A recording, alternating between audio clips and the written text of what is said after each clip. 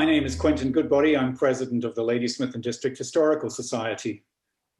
I'd like to welcome you to the Society's Historically Speaking talk series, presented to you from the unceded territory of the Salinas First Nation in the area of the town of Ladysmith, East Central Vancouver Island, Canada.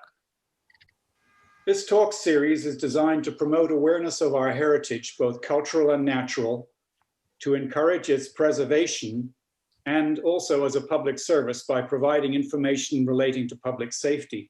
It's presented by Amanda Crowston, Cowichan WIldSafeBC coordinator, and is about wildlife awareness and safety. Amanda, the floor is yours. So welcome to Wildlife Awareness and Safety on Vancouver Island. I'm coming from Cobble Hill, so I'd like to acknowledge that we're gathering online and from Cowichan tribes, unceded territory. What is WIldSafeBC? We're going to talk a bit about wildlife on Vancouver Island, talk about human-wildlife conflict and how we can reduce it, as well as wildlife safety, how to make sure that we are safe if we encounter wildlife. And then we'll look to what we're moving towards in the future in bear smart communities. So a little bit about myself. My name is Amanda. I am the WIldSafeBC Cowichan Valley coordinator. This is my third year in this position. My background is physical geography and environmental nonprofits. I was the executive director of the Alouette River Management Society in Maple Ridge for a number of years before moving back to the island. So WIldSafeBC is actually under the BC Conservation Foundation. It is a not-for-profit formed in 1969. The mandate is to promote and assist in the conservation of fish and wildlife resources. BCCF has been involved in over 7,000 research, restoration, mapping, and education projects since 1986. It is the designated contractor to the province of BC for WIldSafeBC. They also manage Scholarship Fund, Land for Wildlife Fund, and the Wildlife Collision Prevention Program.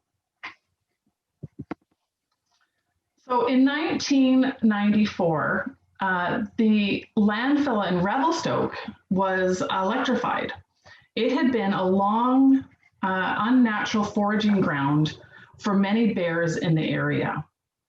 As the bears had become accustomed to feeding on garbage, they turned to the garbage in the community of Revelstoke. That year, when the area was fenced, 62 bears were either destroyed or relocated. To address this, the community and local agencies founded the Revelstoke Bear Management Committee, which led to the Revelstoke Bear Aware program. With this program in place, they now average less than 7 bear destructions per year. So in 1998, the BC Conservation Foundation was approached by the province to expand Bear Aware into a provincial program. And in 2013, Bear Aware evolved into WIldSafeBC in order to address other conflict species. So WIldSafeBC is the provincial leader in preventing conflict with wildlife through collaboration, education, and community solutions. Our program focuses on the root causes of human-wildlife conflicts and supports activities that are sustainable, lead to long-term reductions in conflicts, and are within the norms of the community in which the activities are being carried out. While we are primarily an education organization, we do support the creation of bylaws and other bear smart community initiatives that are effective in preventing conflicts. Our focus is to raise awareness about local wildlife in ways that we can reduce conflict and increase personal and community safety. The main way we do this is through the WIldSafeBC community program.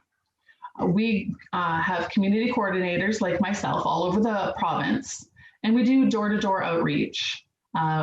We have WildSafe Ranger presentations where we go into classrooms and community groups. We have talks like this, our wildlife awareness and safety. We host bear spray workshops and have booths at community events when we have community events. And we also do things like garbage tagging. So that's going out the night before garbage is put out and putting stickers on people's garbage bins and organic bins to let them know that it is a bear attractant and to remind them it's best to put it out in the morning of garbage pickup.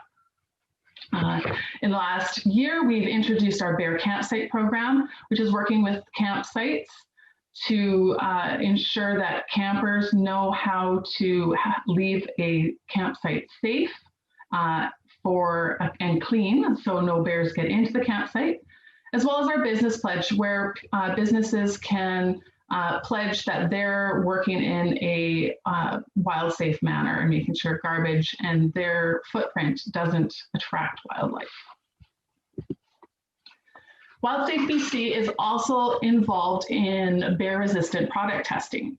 So in partnership with the BC Wildlife Park in Kamloops, bears companies will actually bring a garbage bin and they get an hour of touch time with either grizzly bears or black bears. And if they make it through the full hour without the bear accessing what's in the bin, then they then it's approved as bear resistant. WIldSafeBC also has a wildlife alert reporting program. This is an online program that we can go to. It's accessed through our website, and you can call up what is going on in your area. So the map I have here was a snapshot of 2020, and for the Cowichan Valley, which covers from the Malahat up to Yellow Point, all through Cowichan Lake, there were 900 wildlife reports.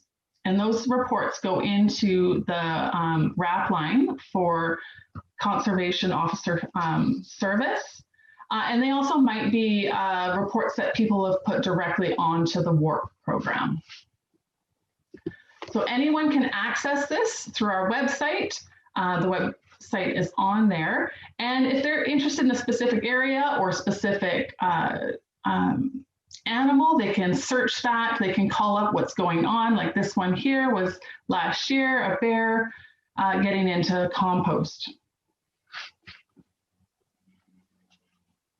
So why do we need WIldSafeBC? Well, BC is wildlife country. There are a lot of large predators in BC.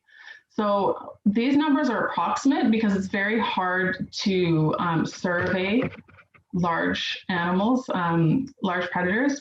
So we have approximately 140,000 black bears, approximately 15,000 grizzly bears, 8,500 wolves, and 3,500 cougars. So we're going to talk a lot about bears because, especially black bears, because those are the ones that we will see the most in the community, causing the most conflict, and we'll discuss that. So black bears, what we'll see in this part of Vancouver Island, are mostly solitary. They mate in June, but they actually have something called delayed embryo implantation, where the embryo isn't implanted until the fall if the sow has gained enough weight for wintering. So if she has not gained enough weight to overwinter, it won't implant. They typically den from November to April. However, there are exceptions to that. In areas with warmer climates, you might see them later or earlier. Vancouver Island is one of those areas where they might be early, they might not den quite as long because our climate is much milder than other parts of BC. There are also, if bears have access to food year-round, say from humans and garbage, they won't den. So it's, again, really important. We're going to talk about that, how important it is to make sure garbage is locked up. The cubs are born in late January. Twins are common, and they will usually overwinter their first year with the sow and up to the following winter. Their sight is good, as good or better than us, but their smell is incredibly delicate. They can smell up to a kilometer away. There's a lot of, people who think, well, if you can run up a tree or run uphill or downhill. No, bears can run faster than us, uphill, downhill. They're better swimmers, they're better climbers. So we'll talk about it, but we outsmart bears, we don't outrun them. Black bears can be found throughout BC. They are well adapted to living in most ecosystems and can tolerate living close to people. They do so by becoming more active at night. Typically they're diurnal, but when there's people around, they may become nocturnal. Black bears evolved in tree habitat, and as such, they are excellent tree climbers. You can find black bear and grizzly bears overlapping. So, you can have them in both areas. Now, black bears have a range of food, but around 80% of black bears' diet is plant-based. They have molars similar to our teeth, and they are adapted to eating a variety of foods. They will feed on high-quality food at a time when it's easy to digest and have the most nutrients. This means they will go after protein-rich young plants in the spring and lots of berries. The berries will ripen in succession from one plant species to another. On the coast, the salmonberries are the first to ripen, along with twinberry and then thimbleberry. And then finally, blueberries and huckleberries. There are many berry-producing shrubs, and the success or failure of these natural crops can often be an indicator of human-bear conflicts. With regards to salmon, bears prefer the brain and the eggs because the flesh can carry a type of parasitic worm that they try to avoid. Typically, bears will eat around 8,000 calories per day, but in the fall, they go through hyperphagia and they need up to 20,000 calories a day. So telling the difference between a black bear and a grizzly bear can be difficult, but there are some key differences. A black bear has no shoulder hump. It has shorter claws and taller ears. The face has a very straight profile, but the fur can be a variety of colors from black, various shades of brown, bluish gray, and even white for the spirit bear. The paw pad, as you can see, will dip down below this horizontal. So if you see a paw print and it has that slope to it, that'll be a black bear. The grizzly bear has a shoulder hump, longer claws, and rounded ears. The face is more dish-shaped, and the fur color can be dark brown, almost black, various shades of brown, blonde, or silvery, that grizzled look. But and if you see a paw print and it's horizontal straight across, that'll be a grizzly bear. So it's really, we talk about the differences. We're on Vancouver Island. Do we get grizzly bears on Vancouver Island? Well, yes and no. The warp map that I show here shows grizzly bears reported all over. However, when they are over on Vancouver Island, they're actually swimming from the mainland. We don't have resident grizzly bears. Usually it's the young males that swim over from the mainland looking for new territory. They may stay a while, but when they don't find females, they'll swim back. So looking at this map here, I expect the ones that are south of Campbell River and not on the northeast coast are not grizzly bears, and they were mistaken as grizzly bears, but they were actually black bears. So cougars are solitary and found all over Vancouver Island. Actually, Vancouver Island has the densest population of cougars in the world. Their primary prey is deer, and they are strict carnivores. Cougars are subordinate to wolves and bears, but dominant over coyotes, which we don't have here, bobcats and lynx. Meaning if a cougar makes a kill, it can actually lose access to it if a bear or a wolf wants to take over. And this is known as kleptoparrotism. And there are, sorry, I lost track of things. Cougars are seen as actually, they are dangerous. However, there have been less than 10 deaths in BC over the last 100 years, but all but one of those deaths were actually on Vancouver Island. When we're out, small children are the most at risk. They stalk from the ground, so the idea of sort of pouncing on it is actually a myth. They tend to stalk.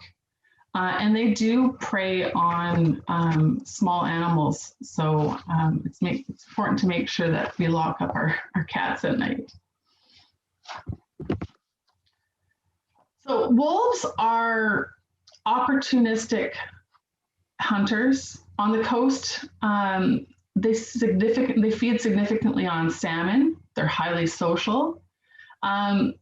If they hunt larger prey, it requires a larger pack size. They can be all sorts of colors. They are very territorial and will travel long distances.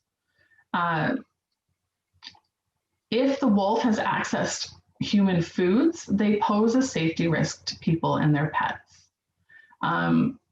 Wolves see dogs as threats. So if we're in wolf territory and we have a dog, it's really important to make sure that our dog is with us and under control at all times, because dogs do get killed by wolves.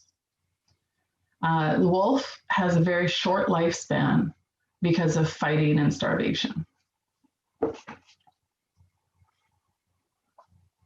It's very important for wolves to maintain their wariness of humans, and that will keep the wolves and the humans safe. There have been very few deaths in North America over the last 100 years.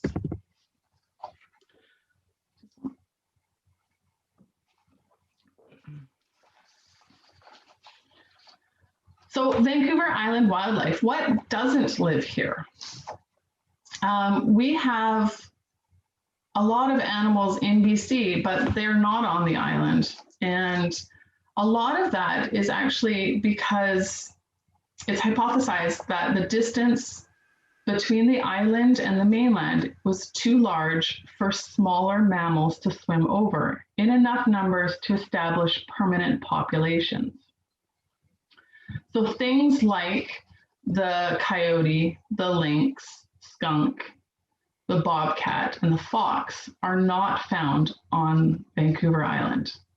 Animals like moose aren't found here as well because we don't have the proper habitat for them. They like a colder habitat, and it's not cold enough for them here.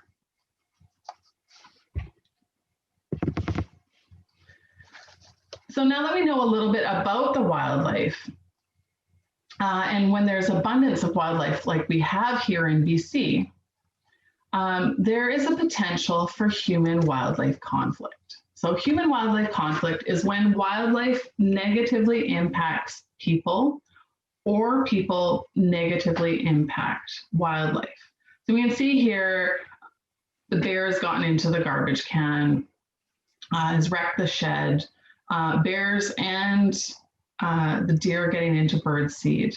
The bottom there is a conservation officer setting out a trap. Generally, they will set them out when there's a bear that's getting into garbage or into different attractants. So we want to make sure that we're going to be reducing those chances for conflict. So in BC, we have an abundance of calls that come in. Now, we report this conflict calls to the Conservation Officer Service, to the RAP line. If anyone has heard of the RAP line, it's the Report All Poachers and Polluters. And that's where you go to call in if there's a conflict with wildlife. Now, generally, the conflict is going to be large animals getting into in urban areas like black bears, cougars, wolves on the island, coyotes. There might be, if there's a problem on the mainland. A lot of people will also call if an animal's been injured, and that's what happens with a lot of the deer. So on average, you can see that there are more calls for black bears than any other animal. In 2020, there were over 31,500 reports to Conservation Officer Service and on our wildlife alert reporting system. So here's the 10-year average of bear conflicts in BC. The blue is for black bears, the green is for grizzly bears.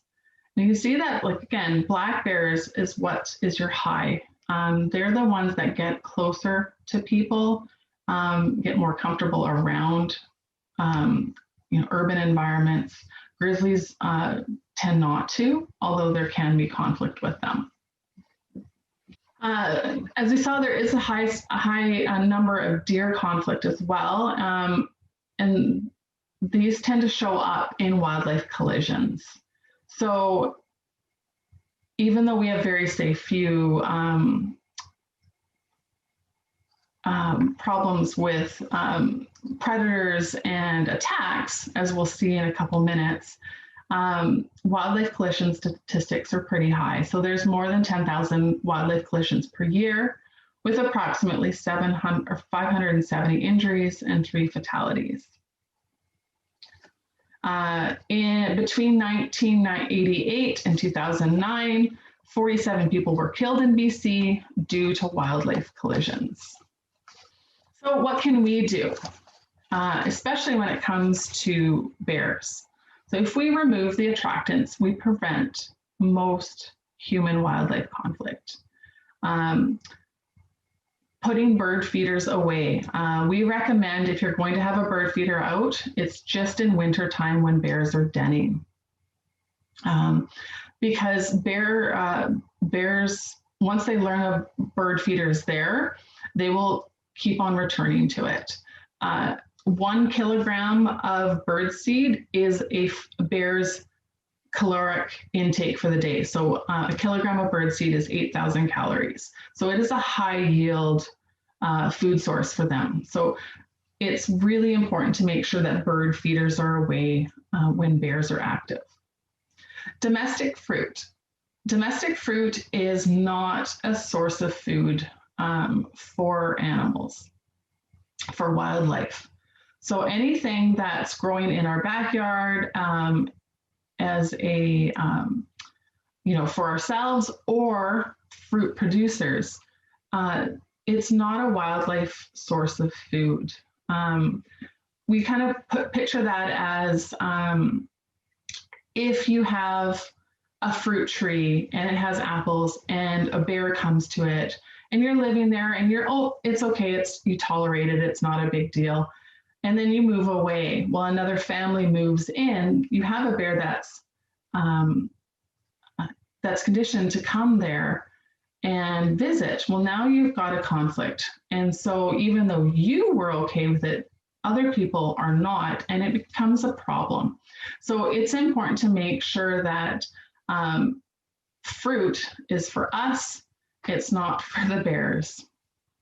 Garbage is the biggest call for black bears. So there are more, if there's about 50% of calls to the Conservation Officer Service about black bears, half of those are about garbage. So making sure that garbage is put away is the biggest thing anyone can do to make sure wildlife stays wild, bears stay safe, and that we stay safe as well. We recommend making sure garbage is locked up in a secure shed or garage.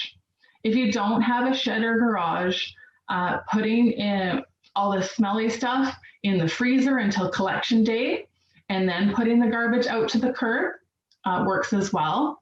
And a third solution is bear resistant bins, so ones that have clips, and making sure that if that bin is outside, it is secure to something. So it is either secure to a post, secure to the house. That way the bear can't drag the bin off and work on it all night. If a bear has a full night of working on it, you know, it's not necessarily bear proof. They're bear resistant. Making sure pet food is locked up at night. Any berries are proofed from trees. Barbecues are scrubbed clean, and composts are kept non-smelling. We have examples on our website about how to maintain a compost outside so it is not an attractant to bears.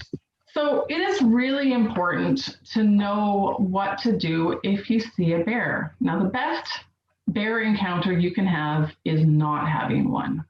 So when we go out, making sure that we make a lot of noise with our voice. Bears are actually more naturally wary of human voices than any other sound that a human can make. So people might have bear bells or anything like that. That actually isn't going to work as well as our voice. The sound travels better from our voices, and again, they're naturally wary of it. When we travel in large groups, again, we're making lots of noise and we're safer. So bears, you know, here's a big group coming, they're going to get out of the way, and you may not even know that they're around. Be cautious around food sources. So if you know it's berry season and there's a trail that you like where there's lots of salmon berries, maybe avoid it. I have a story of going to I have two sons and they were little. I had a 2-year-old and a newborn, and we took the dog out and we head to an area, and to get to the forest there was a big salmonberry patch, and I didn't even think about it because it was June, and I heard a rustling in the bush and I went, this is not a good idea. So I listened. No, you know what, this is you know, not safe. This is not safe for me. This is not safe for my children. And we turned around and, you know, we got out of that area. So it's making sure that you're being smart about the area you go to, and you're looking for signs.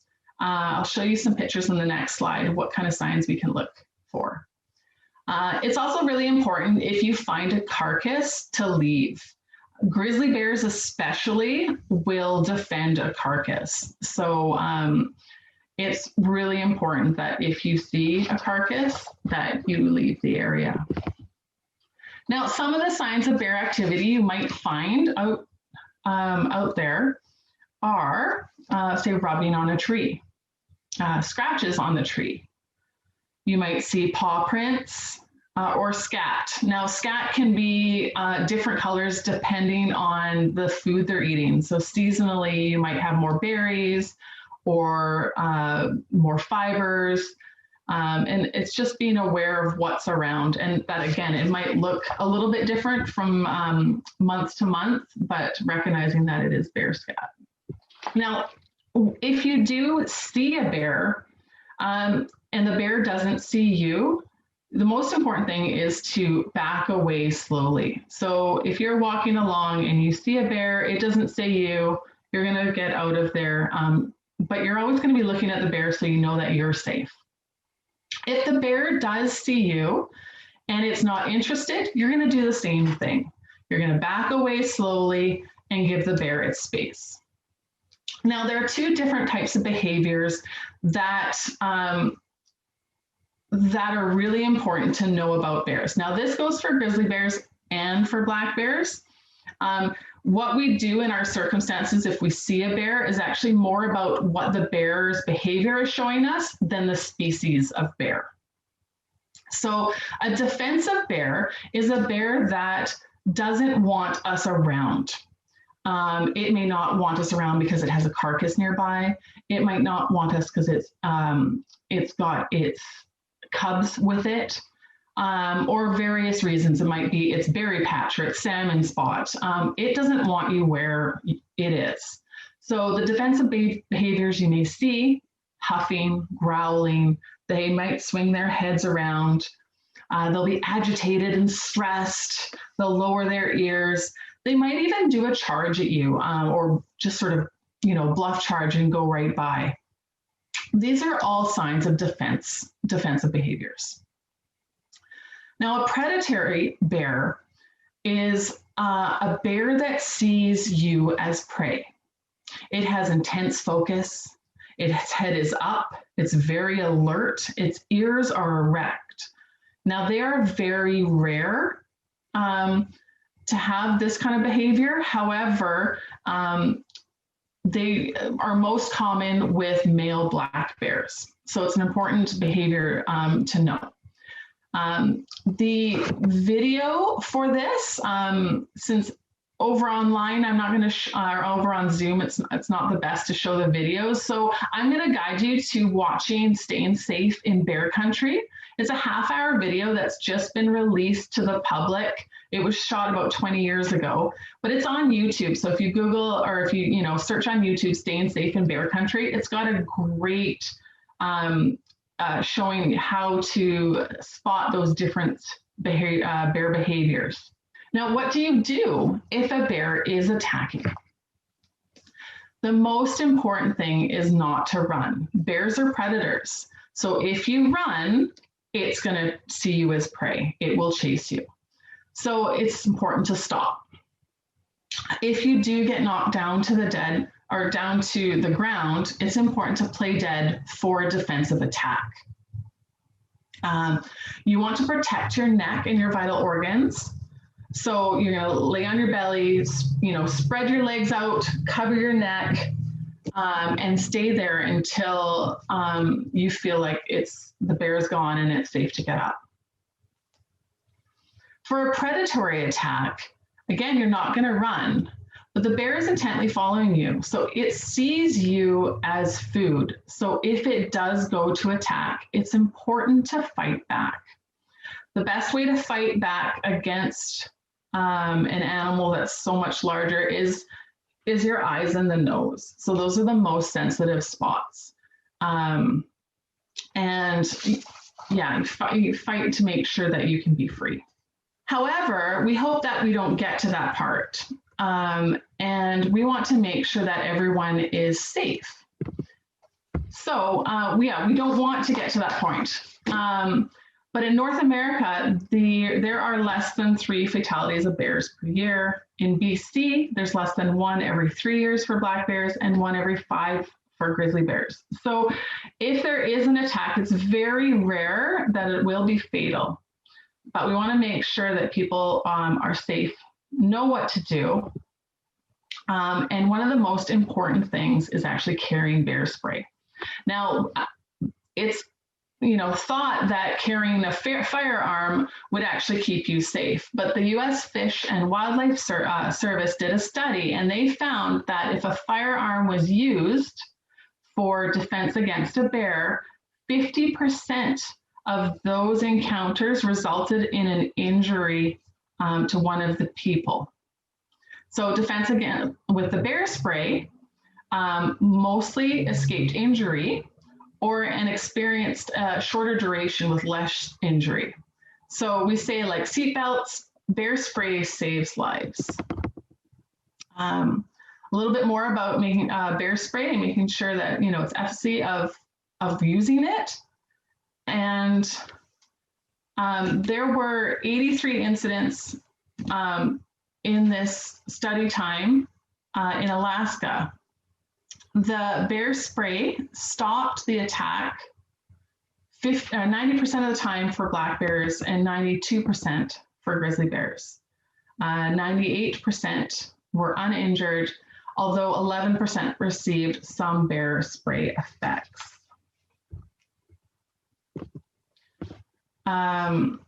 So when we carry bear spray, we carry it on our hip. It's very important to make sure that we keep it on our body. If we put it in our backpack, we might drop our backpack, and not have it with us when we need it, it also takes that much longer to get it out if we need it. We have a video that compares the time to get the bear spray out, and it was between 2 and 3 seconds if it was on your hip, and about 16 seconds to dig it out of your backpack and bring it out. Now, bear can run 13 meters in a second. So those seconds are really important to make, they count. So making sure that bear spray is carried on your hip. If you do see a bear and you feel that you need to use your bear spray or it might be getting close, we use the acronym SPRAY. So you stop, you prepare, pulling out your bear spray, you release the safety.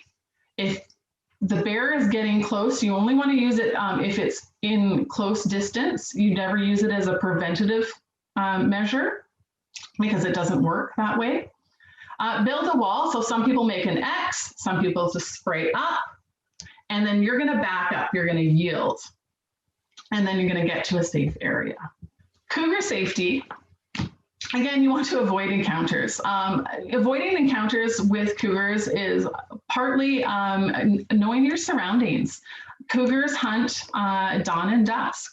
So if you're going out on a trail, avoiding those times. Carrying bear spray is another good way to make sure that you'll be safe.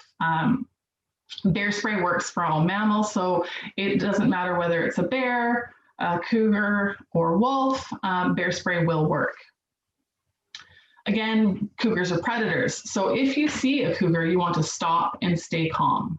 You do not turn your back and run. You want to maintain eye contact. You want to make sure that you're seen as a threat to the cougar, or maybe not a threat as much as, not prey. So you want to be big, if you have a jacket, hold it out, yell, be assertive, and back away slowly. If you're in a group, making sure that everyone's close together. If there's small kids, pick them up. If the cougar attacks, you want to fight back. Again, that eye nose is the most sensitive spot, and use your bear spray. Wolf safety. Like all the animals, it's very important to be aware of your surroundings. Watch for signs, make noise, and carry bear spray. It's very important to keep your pets on a leash. Even better, leave them home, and do not let them chase wildlife. One of the things I, thought before this job was that having my dog with me on the trail kept me safer. It's actually the opposite. There are more, it's 50% of the attacks on people involved having a dog with them. That was attacks from bears. But so it's really important that if you do have your dog with you, you have it on a leash. You never want to approach or feed wolves. Wolves, we don't want them habituated to human presence. When they lose that wariness, that's dangerous for us and the wolf, and we want to make sure that the wolf stays wild. So if you see a wolf, do not let it approach. Don't run. Be assertive and slowly back away. Now, in the Cowichan Valley, Cowichan Valley is my area, so that does include Ladysmith. Deer are the second highest number of calls to conservation, but generally they are calls for injured or distressed deers. So it's really important to make sure that when you're driving around dusk, that you're watching out for deer. You never want to feed any deer. If feeding deer leads to a possibility of more cougars around because deer are their main source of food. A lot of conflict from deer comes from them accessing our garden. So you want to, hide deer fencing, wrap your trees, Keep your pets away and under control. Secure and remove items that can entangle deer. And don't use fencing with pointed pickets, because deer will jump fences that they think they can make it over, and we don't want them injured from them. Elk are another one that we have a number of calls for. So they're our fourth. So we get in this area, we get the most bear calls, followed by deer, then cougars, and then elk. The majority of elk, of course, are up Cowichan Lake area, though they do poke out in other little spots as well. Collisions with the elk can be dangerous. It's very important to watch for signs and slow down in elk hotspots. So that picture of the caution elk sign is on Highway 18, just off the highway, off the Trans-Canada. And because for that whole stretch between Duncan and Lake Cowichan, it's elk territory. So we want to make sure that people, do slow down, are aware of that elk may be crossing the highway. The vehicle elk collisions peak between December and February. However, they can happen at any time. It's really important to stay clear of elk during breeding season, or the rut, which is in September, or any time that calves are nearby. Keep dogs away. And if you do see an elk and you can't move away easily, it's back away from it and put something like a tree between you. That way you're safe from if the elk decides to charge. So looking into the future of WIldSafeBC and what we want to see from the communities that we help, as well as in the province, there's something called the Bear Smart Community Program. It is a voluntary preventative conservation measure that encourages communities, businesses, and individuals to work together. The goal is to address the root causes of human-bear conflicts and thereby reduce the risk of human safety and private property. We also want to reduce the number of bears that have to be destroyed every year. This program is based on a series of criteria that communities must achieve in order to be recognized as Bear Smart. The responsibility to manage bear human conflicts rests with everyone. Bear Smart requires participation from the provincial government, municipal governments, and the local citizens to be successful. So there are 6 criteria that the communities have to look at. They have to create a bear hazard assessment of the community and surrounding area. They have to prepare a bear human conflict management plan that is designed to address the bear hazards and land use conflicts identified in the previous step. They need to revise planning and decision-making documents to be consistent with the Bear Human Conflict Management Plan. A continuing education program needs to be implemented and directed at all sectors of the community. Need to develop and maintain a bear-proof municipal solid waste management system, and implement Bear Smart bylaws prohibiting the provision of food to bears as a result of intent, neglect, or irresponsible management of attractants. So currently there are 9 Bear Smart communities in the province of BC. I believe this is the order they became Bear Smart. So as you can see, there's a big variety, some rural, some are very urban places, small and large. So whatever community we're looking at, they can become Bear Smart with initiative and buy-in from all sectors. I know this is a very, I cover a very broad range, and there's different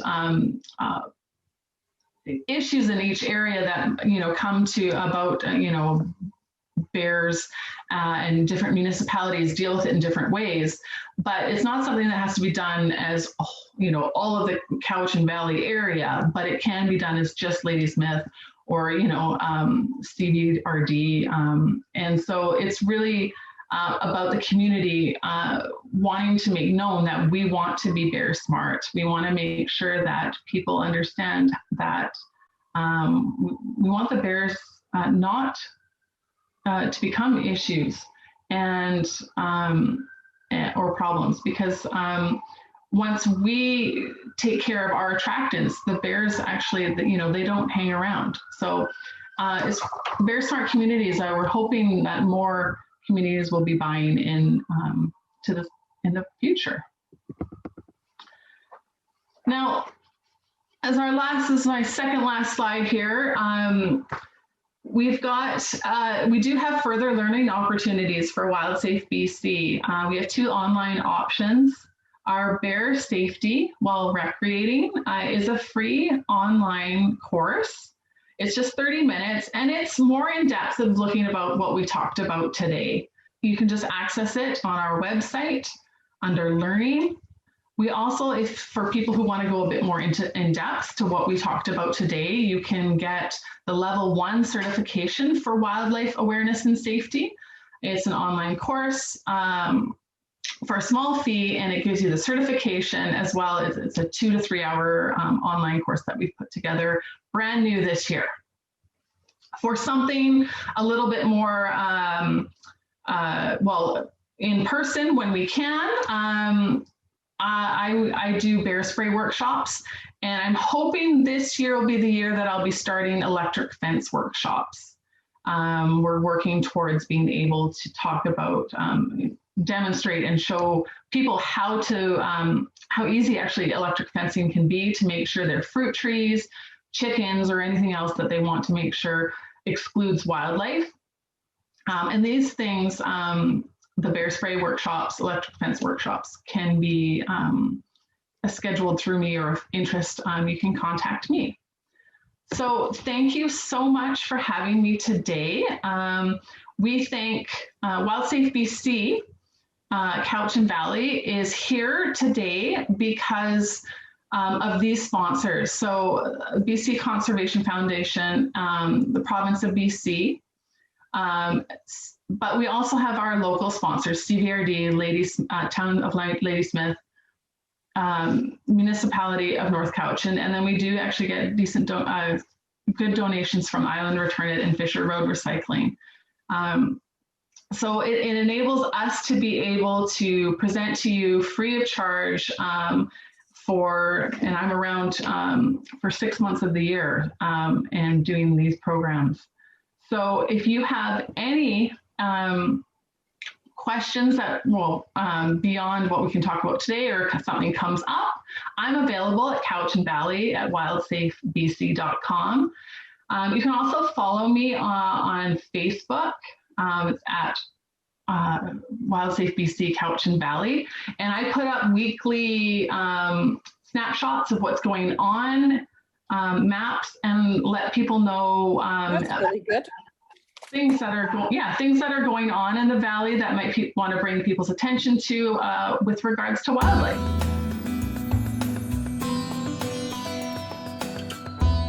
I have a question. Raccoons, pesky little critters with a fairly sharp bite and quite aggressive. What's the story about them? So what are they, in what way? Like, are you looking to exclude raccoons? Are you, when do you come across raccoons? Well, I've seen them both in urban and rural situations in the Cowichan Valley. Some areas are actually infested with them. And I was just wondering if you get many calls about raccoon conflict. I haven't. I haven't had any to deal with. I have had one for rats, but I think the source of that would be the same, and that's people's garbage. So once garbage is taken care of, the food source is gone, raccoons, small animals like that will move on. They can kill a cat, I understand, as well. They can, yes. I think one of mine didn't make it from a raccoon once. So, but yeah, I mean, again, it's like anything. You know, say with bird seed, you know, people put bird seed up, it falls, it attracts animals as well. You know, I was talked about how we don't want it for deer and bears, but we also don't want rodents around. So it's looking at all those things around our property that might attract wildlife in ways that we don't want them there. Right. We have, there's a couple of comments here from our viewers.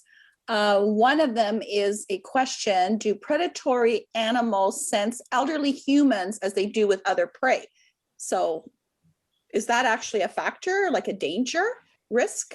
You know, I have never heard that. I couldn't say yes or no, but I haven't come across that before. I think making sure that you're safe no matter what age you are, and going out, you know, with people is your safest bet. So if you're worried about, you know, as an elderly person or not, if you're worried about your safety, going in a smaller, you know, in a group, 2 or 3, you'll be safer that way.